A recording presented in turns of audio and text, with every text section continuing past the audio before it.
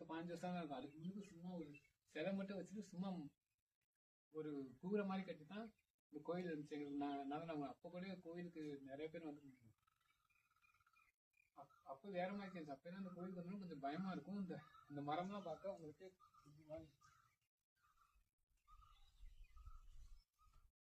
பார்த்தீங்கன்னா இந்த இடத்துல தான் ஒரு பெரிய ஒரு மரம் ஒன்று இருந்துச்சு. அப்ப இந்த மரத்துக்கு அடியே தான் கோயில் இருந்துச்சு.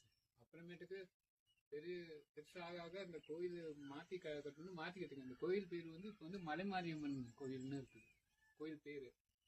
அப்புறம் பார்த்துட்டு பொறுத்த வரைக்கும் என்ன ஒரு நல்ல விஷயம்னா இந்த கோயில்ல வந்து நிறைய பரிகாரம்லாம் பண்ணுவாங்க.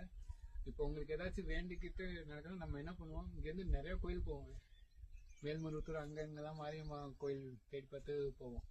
ஓம் சக்தி அங்க எங்கன்னா அதே மாதிரி நம்ம ஊர்ல இந்த கோயிலுக்கும் நிறைய ஒரு சக்தி எல்லாம் இருக்கு அப்படின்னு பெரியவங்க சொல்லியிருக்காங்க. எனக்கும் தெரியும். பெரியவங்க நம்ம ஊருக்காரங்க தான் நிறைய இந்த கோயில வந்து நீங்க ஏதாச்சும் உங்க